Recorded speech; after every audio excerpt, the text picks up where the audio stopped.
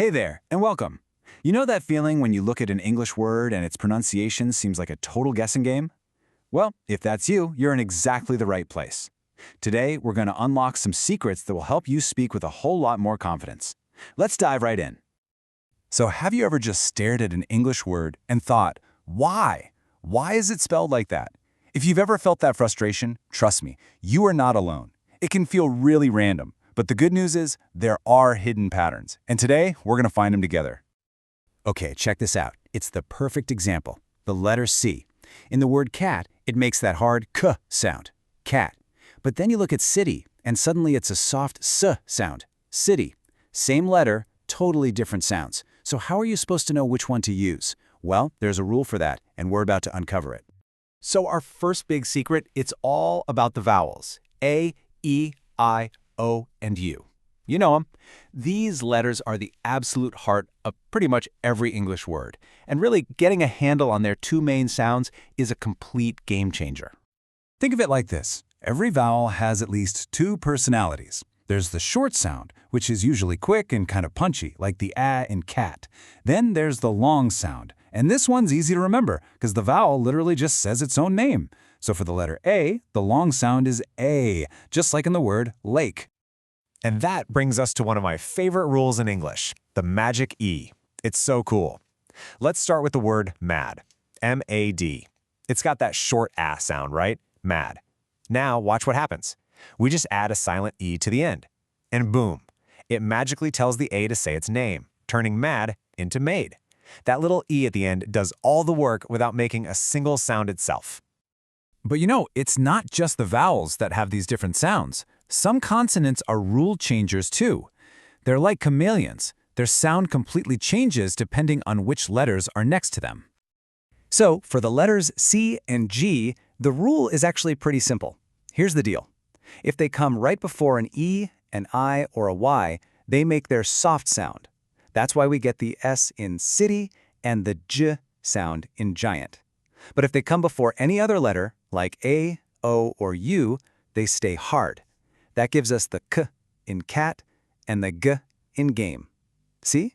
Once you know the rule, it's easy. All right, two other chameleons to watch out for, S and Y. Now, S usually makes its normal S sound, like in sun. But sometimes it sounds more like a buzzing Z, especially at the end of words like is or dogs. And Y, wow, Y is a true shapeshifter. At the start of a word, it's a consonant, like in yes.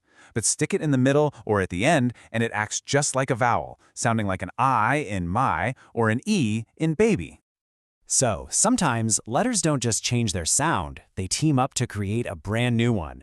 We're going to look at these letter teams, and we're going to meet the absolute bossiest letter in the entire alphabet. First up, we've got SH. This team makes the sh sound. You know this one. It's the sound you make when you tell someone to be quiet. Shh. Here's a great tip to make this sound. Just pucker your lips a little bit and push the air out. Shh. Like in ship or fish. Next is CH. This one makes the ch sound. I always think it sounds like a train starting up. Ch, ch, ch.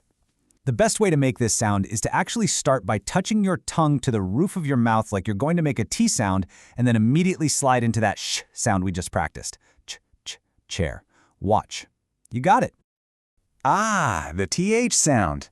Okay, this one can be tricky for a lot of learners, but the secret is 100% in your tongue. You have to place the tip of your tongue just gently between your front teeth. I know, it feels a little weird at first, but it's the only way to get that right sound for words like think and this. Go on, give it a try. Okay, it is time. Time to meet the true boss of English pronunciation, the letter R.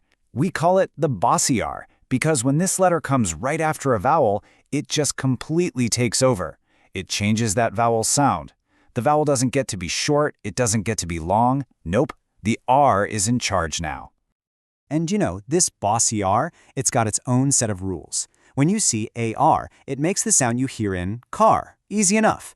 Now, ER, IR, and UR, believe it or not, they all get squished into the exact same sound, that you hear in her, bird, and fur. And finally, OR makes the sound you hear in for. That R is so powerful. All right, You have just learned some of the most important rules for English pronunciation. You've got a whole new toolkit, so how about we put it to the test with a quick, fun quiz? Don't worry, there's no pressure. It's just for practice. Okay, first question for you.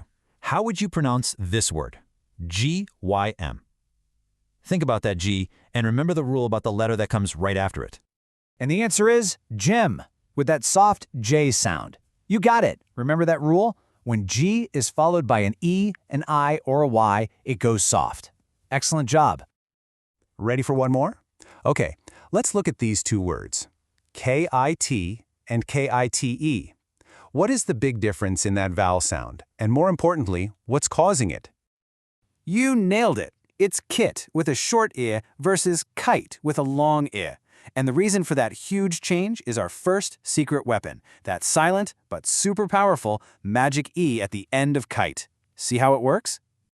So look at that. You now have this awesome little pronunciation toolkit. The next time you see a new word, just run through this checklist in your head. First, is there a magic E at the end? Second, what letter comes right after a C or a G? And third, is that vowel being bossed around by an R? This simple checklist is going to help you figure out so many words. And just remember this, okay? The goal isn't to memorize every single weird rule in English. That's impossible. The real secret is just learning to spot these key patterns. Once you start looking for them, I promise you'll start seeing them everywhere. See, I've got a little challenge for you. Sometime today, I want you to find a word that ends with a magic E. It could be anything: hope, time, cute, smile. Find one and just say it out loud. Really feel how that silent letter completely changes the sound of the word. Because at the end of the day, learning these rules isn't just about theory. It's about finding your voice and speaking with confidence. So my question for you is, what word will you try saying with a little more confidence today? Think about it. Thanks so much for joining me.